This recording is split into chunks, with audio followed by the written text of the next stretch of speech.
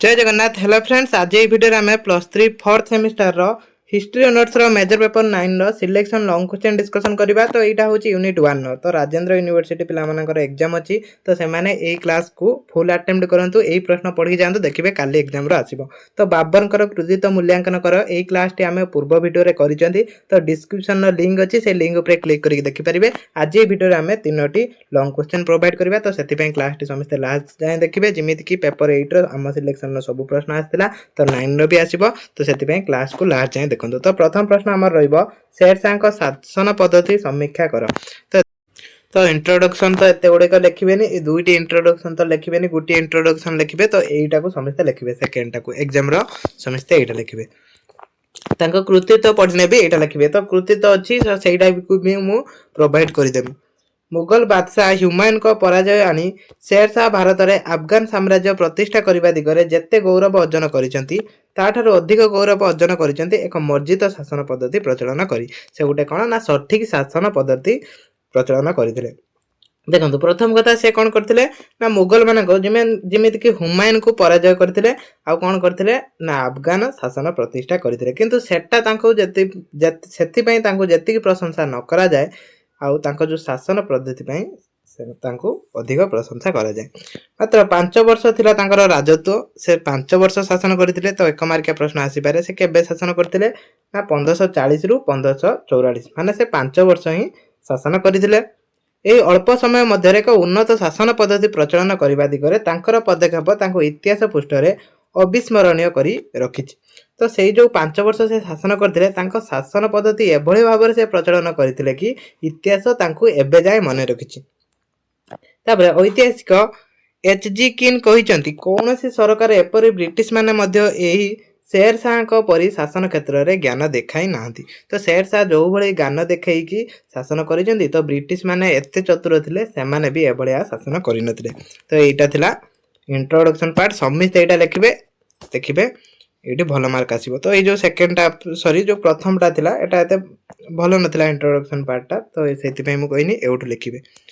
तापर आसला शासन पद्धति। तो प्रथम पॉइंट रही शासन पद्धति तो तांगर शासन पद्धति केमी थिला गोटे थिला केंद्रीय शासन आउ भी विभाग किछि थिला। तो केंद्रीय शासन कौन सेटा जानिबा।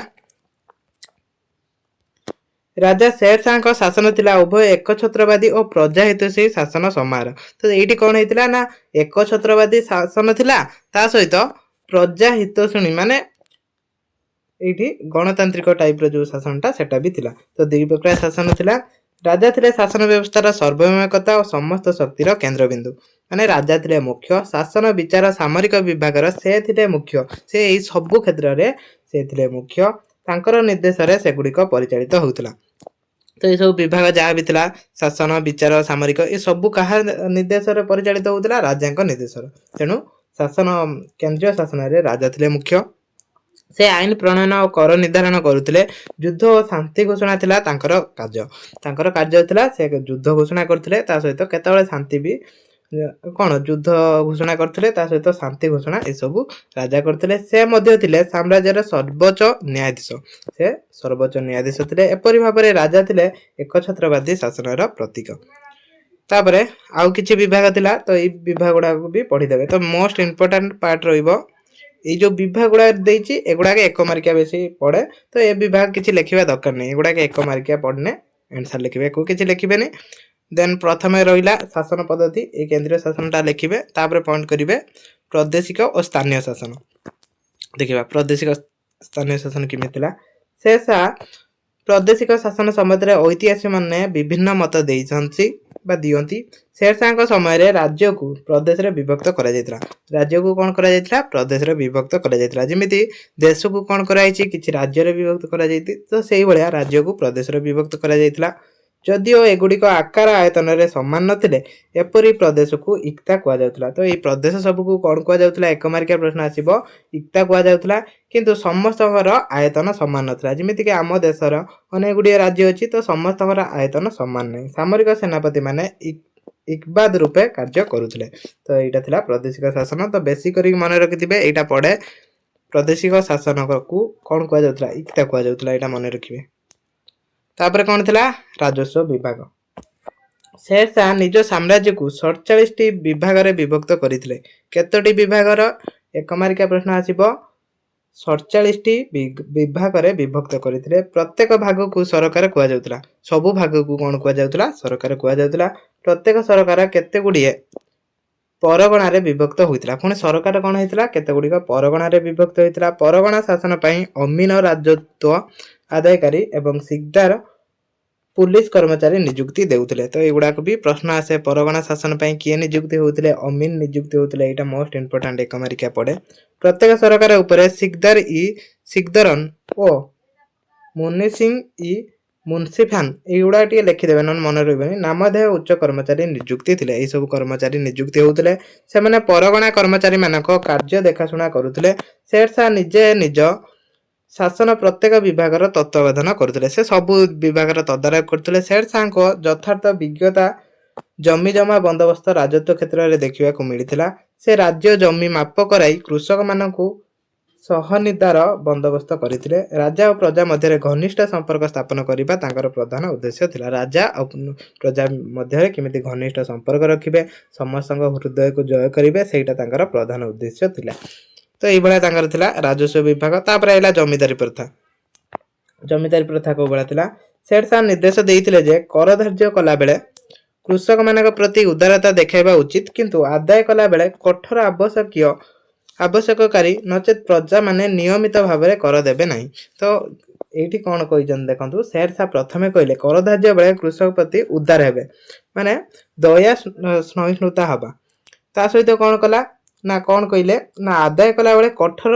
आवश्यक जो कर आदाय कला बेले कठोरता आवश्यक नने समस्ते कर देबे नहीं तो सही कथा एठी कहैछि जमी उपरे निजर अधिकार साब्यस्त करिया पई कृषक मानक सरकार तरफरु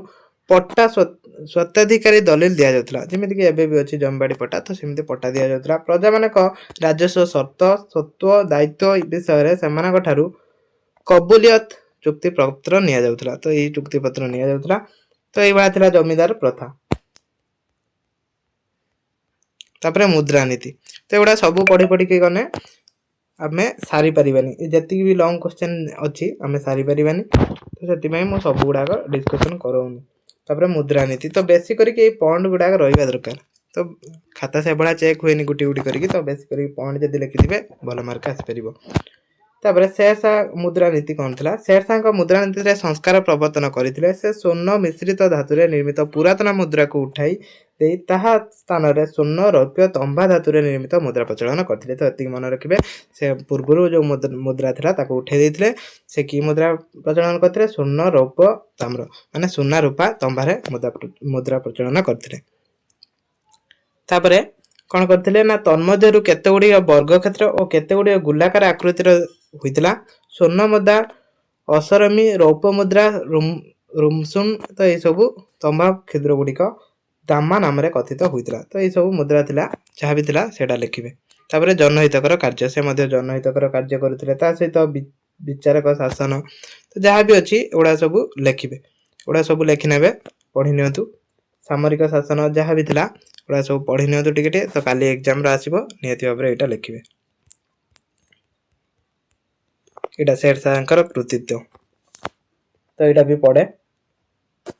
शेर शाह ऊपर जहाँ भी प्रश्न आसीबो तो लिखिबे ये दुईटा पढ़ी नियंतु जहाँ भी प्रश्न आसीबो लिखिपारे तापर जोटा मोस्ट इंपोर्टेंट प्रश्न प्रथम पानीपत युद्धर कारण फलाफल गुरुत्व समीक्षा कर ये पानीपत युद्ध उपर अधिकांश प्रश्न आसे तो यहाँ भी पढ़ी नियंतु समस्ते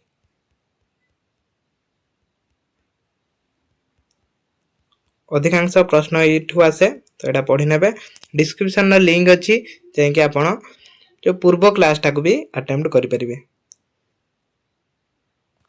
यहाँ भी मोस्ट इंपोर्टेंट प्रश्न यहाँ एफएम यूनिवर्सिटी आसाला मुगल जुगर युद्ध विद्या और युद्धास्त्र संबंध में विवरणी दियो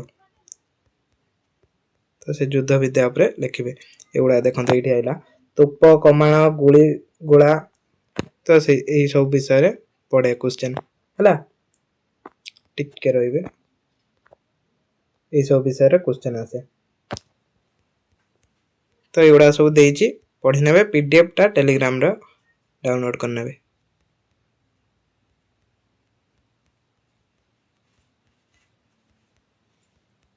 तो आउ किछि या बाहिर प्रश्न आसीबनी एई प्रश्न आसीबो देखिबे पूर्व क्लास टाको भी जांगे देखि नेबे समझते।